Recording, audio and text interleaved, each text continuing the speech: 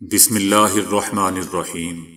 السلام علیکم دوستو، دنیا بھر کی خبروں میں آج آپ سنیں گے، لیکن اس سے پہلے اگر ہو سکے تو لائک اور سبسکرائب کا بٹن ضرور دبا لیں، شکریہ۔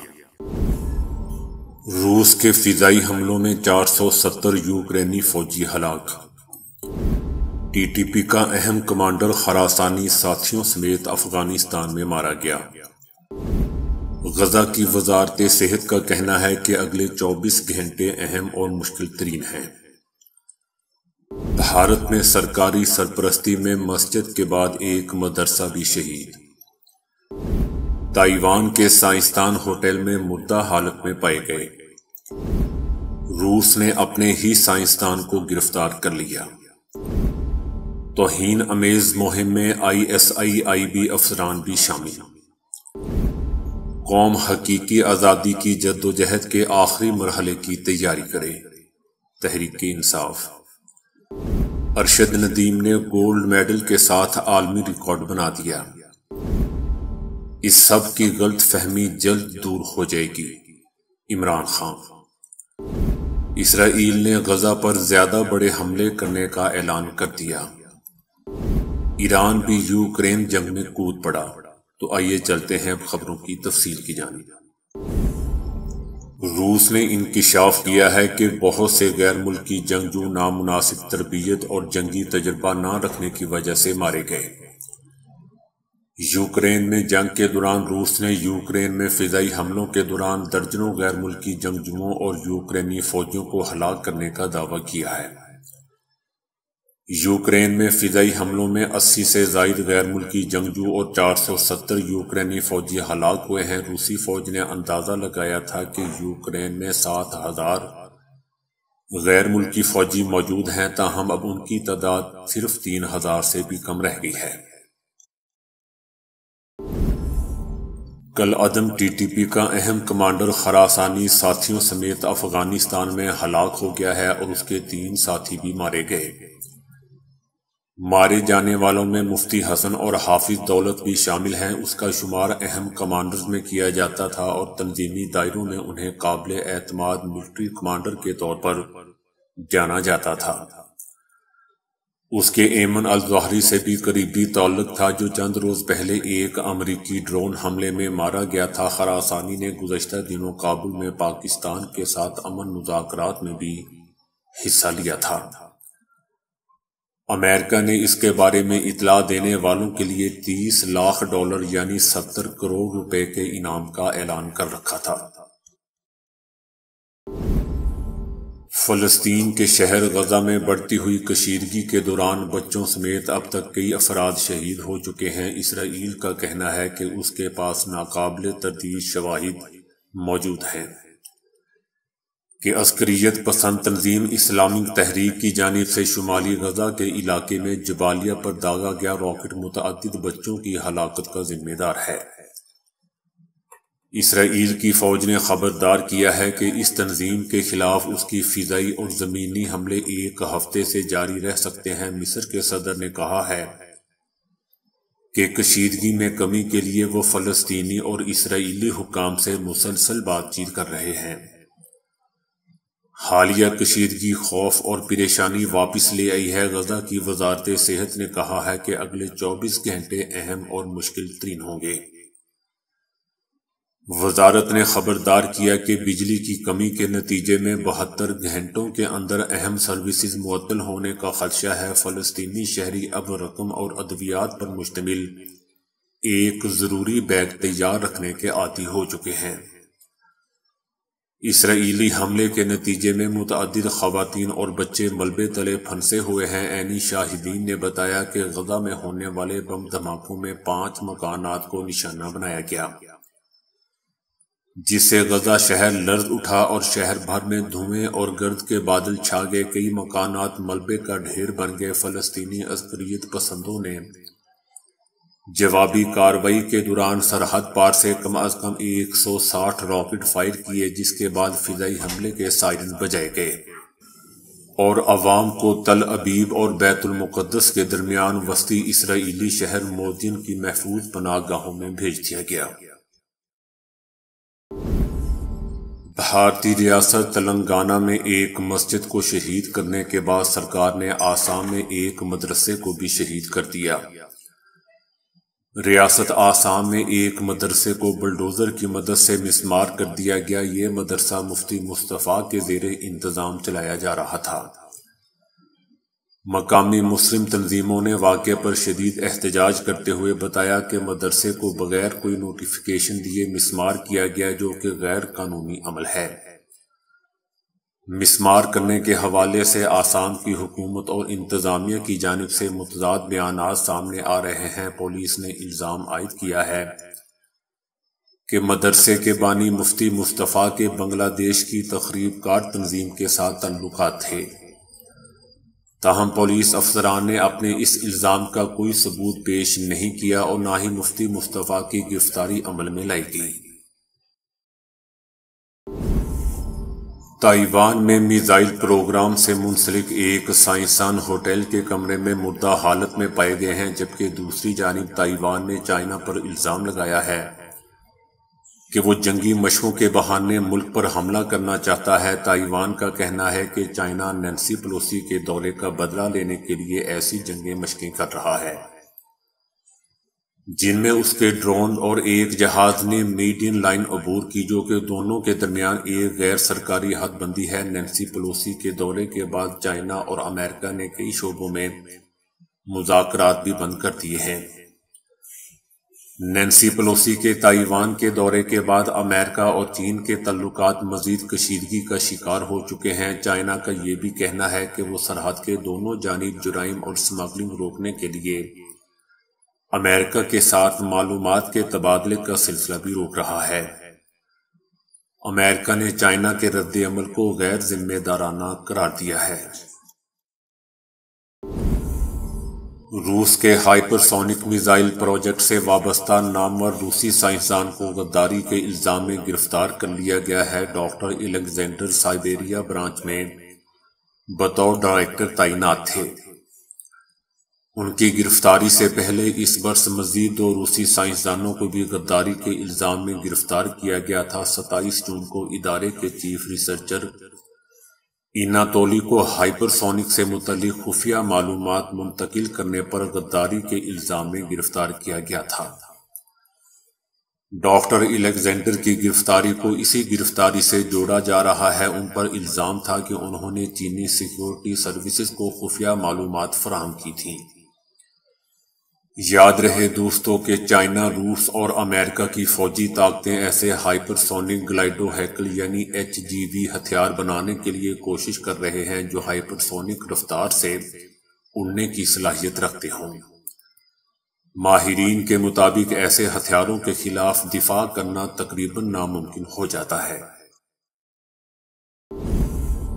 سانحہ لیسبیلا ہیلی کاپٹر حادثہ شہداء سے متعلق سوشل میڈیا پر منفی پروپیگنڈے کی تحقیقات کے معاملے پر جوائنٹ انکوائری ٹیم کا دائرہ کار بڑھا کر انٹیلیجنس ایجنسیز کے افسران یعنی ISI/IB افسران بھی ٹیم میں شامل کر لیے گئے ہیں۔ انٹیلیجنس اداروں کی 6 رکنی جوائنٹ انکوائری ٹیم ہیلی کاپٹر حادثے اور شہداء سے متعلق منفی ٹرینڈ چلانے والوں کا پتہ چلائے گی۔ ان عناصر کے پیچھے کون کون ملوث ہیں یا کن کن کے کہنے پہ یہ ٹرینڈ چلا کر ملک کو بدنام اور شہداء کی فیملیز اور قوم کی دل آزاری کا بھی پتہ چلایا گا۔ شیخ رشید احمد نے کہا ہے کہ مائنس اور پلس کا فیصلہ زمینی خداؤں نے نہیں بلکہ ہائی کورٹ اور سپریم کورٹ نے کرنا ہے۔ جب چیف الیکشن کمشنر ہی پر اعتبار نہیں ہوگا تو عمران خان الیکشن کو کیسے مانے گا؟ سیاسی جماعتوں کے درمیان شدید ٹکراؤ کی کیفیت پیدا ہوگی ہے۔ صوبے اور مرکز آمنے سامنے آ گئے ہیں۔ غیر یقینی سیاسی اور معاشی حالات سب کے چراغ بجھا سکتی ہے۔ ججز کی تقرری صدر نہیں کرپشن زدہ لوگ کریں گے۔ جیلیں غریبوں کے لیے، اشرافیہ کے لیے یہ 5 سٹار ہوٹل ہیں۔ شیخ رشید احمد نے مزید کہا کہ سیاسی جماعتوں کے درمیان شدید ٹکراؤ کی کیفیت پیدا ہو چکی ہے۔ دوسری جانب فواد چودھری نے کہا ہے کہ 24 ارب روپے کے ملزم حمزہ شہباز کو لندن فرار کرا دیا گیا ہے اور 2 کروڑ روپے کی تحقیقات کے لیے FIA کی 5 ٹیمیں تشکیل دے دی گئی ہیں۔ شہباز شریف اینڈ کمپنی قوم کو بیوقوف سمجھتی ہے، فواد چودھری نے کہا کہ محرم کے بعد 25 مئی کے ملزمان کا احتساب شروع ہوگا۔ قوم حقیقی آزادی کی جدوجہد کے آخری مرحلے کی تیاری کرے، فواد چودھری کے بیان پر طلال چودھری نے رد عمل دیتے ہوئے کہا کہ بے شرم آدمی، تم لوگوں نے حمزہ شہباز کو 2 سال جیل میں رکھا، 4 سال تحقیقات کی، دھیلے کی کرپشن نہ مل سکی، ایک جھوٹا الزام ثابت نہ ہو سکا۔ طلال چودھری نے مزید کہا کہ احتساب اب فارن ایجنٹ عمران خان کا ہوگا۔ دوستو، اس طلال کی جتنی پاکستان میں ہو چکی ہے، اگر کوئی اور ہوتا تو عابد شیر علی کی طرح شرم سے ملک سے بھاگ چکا ہوتا۔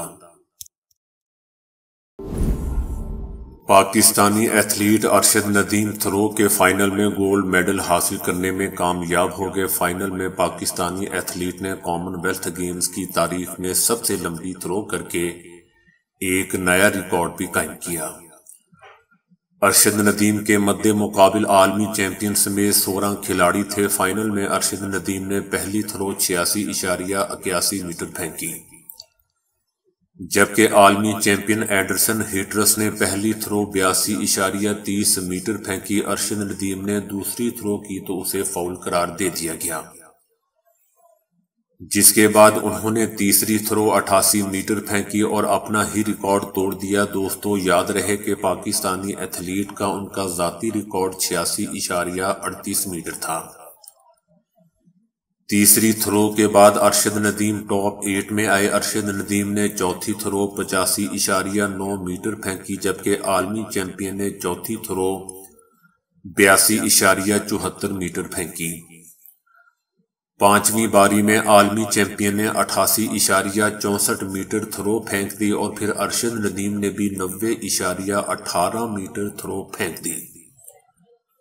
بعد میں انہوں نے چھٹی باری میں 86 میٹر تھرو پھینکی۔ ایتھلیٹ ارشد ندیم کے ڈاکٹر اسد عباس کا کہنا تھا کہ ارشد 90% فٹ تھا۔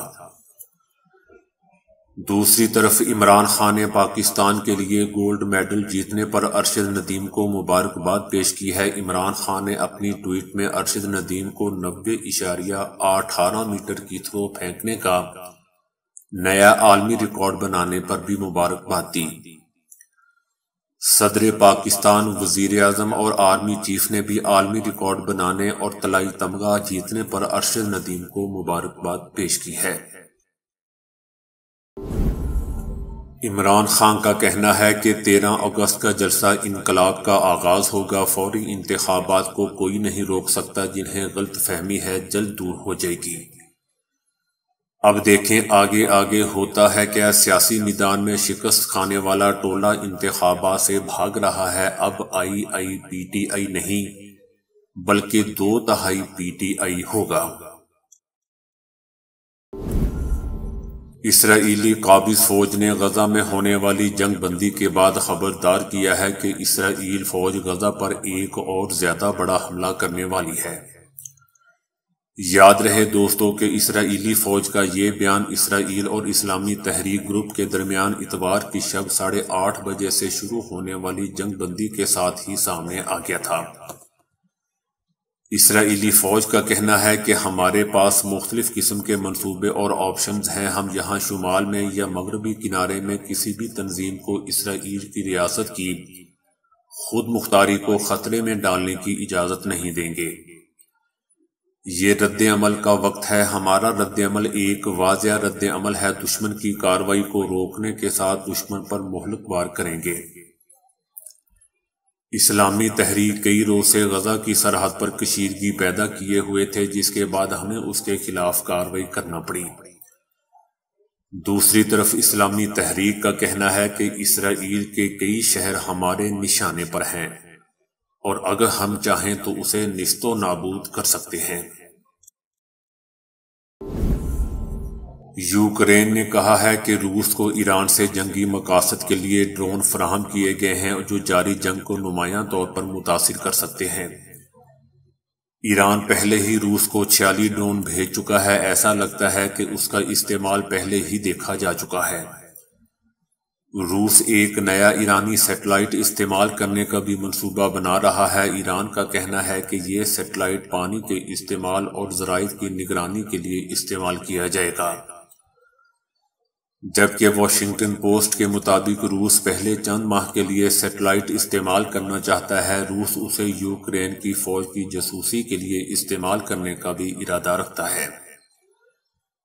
روس اور ایران کی جانب سے اس سیٹلائٹ کے استعمال کرنے کے امکان نے مغرب میں تشویش کو جنم دیا ہے۔ گزشتہ ماہ روسی صدر پوٹن ایرانی صدر ابراہیم رئیسی اور ترک صدر رجب طیب اردوان کے ساتھ ایران پہنچے تھے۔ میٹنگ سے پہلے حکام نے کہا تھا کہ پوٹن ڈرون کی فراہمی کے لیے ایرانی حمایت کی درخواست کر سکتے ہیں، جو کہ انہوں نے کی۔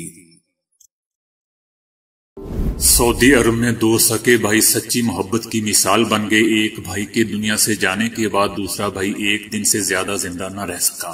دونوں بھائیوں کا تعلق سعودی عرب کے صوبے جازان الدرب ضلع سے ہے۔ سوشل میڈیا پر دونوں بھائیوں کی تصاویر وائرل ہیں۔ ان میں دونوں مختلف مواقع پر ایک دوسرے کے ساتھ بیٹھے دکھائی دے رہے ہیں۔ ایک بیٹے نے بتایا کہ میرے والد کا اپنے بھائی کے ساتھ قریبی تعلق تھا۔ دونوں نے ابہا شہر میں اپنے والد کے انتقال کے بعد بچپن گزارا۔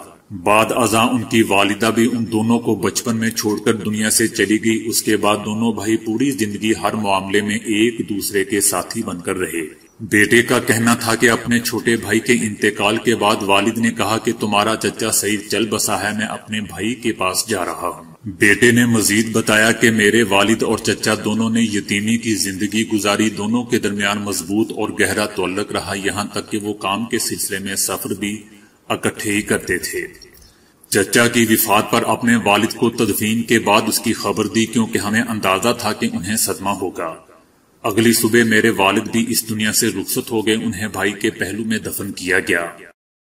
عالمی وبا کورونا کے باعث ڈرائیو تھرو سینما کے بعد اب تیرتا سینما یا فلوٹنگ سینما متعارف کروایا گیا ہے۔ آسٹریلیا کی ایک کمپنی سب سے پہلے 9 ستمبر کو ہیوسٹن میں ایک ایسا سینما بنا رہی ہے جس میں لوگ زمین کی بجائے پانی میں تیرتی کشتیوں میں بیٹھ کر فلم دیکھیں گے۔ ہیوسٹن میں تجرباتی طور پر ایک ہفتے تک فلم دکھائی جائے گی۔ تیرتے یا فلوٹنگ سینما کا آسٹریلوی کمپنی بیونڈ سینما نے متعارف کروایا ہے، اور اگلے چند ماہ میں امریکہ کے کئی شہروں میں پانی کے کنارے سینما سکرین لگائی جائیں گی اور لوگ کشتیوں میں بیٹھ کر موویز دیکھیں گے۔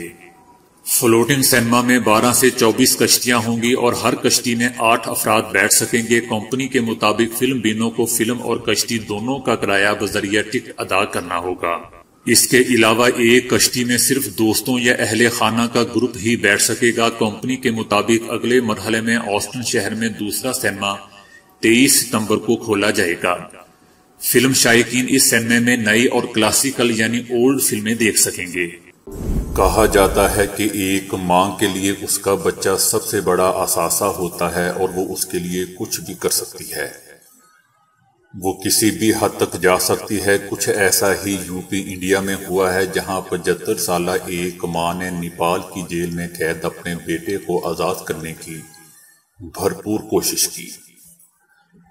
4 سال کی طویل جدوجہد کے بعد بالآخر وہ اس میں کامیاب ہوگی۔ جب 4 سال بعد بیٹا نیپال جیل سے باہر آیا تو اس کی بوڑھی ماں کی آنکھوں میں محبت اور اطمینان کے آنسو تھے۔ دراصل اس ماں کا بیٹا مہندر پیشے سے ڈرائیور تھا اور عام دنوں کی طرح ٹرک میں سبزیوں کے ساتھ بھارت سے کھٹمنڈو جا رہا تھا۔ اس دوران ایک نیپالی شخص کی موٹر سائیکل اس کے ٹرک سے ٹکرا گئی اور وہ موقع پر ہی مر گیا۔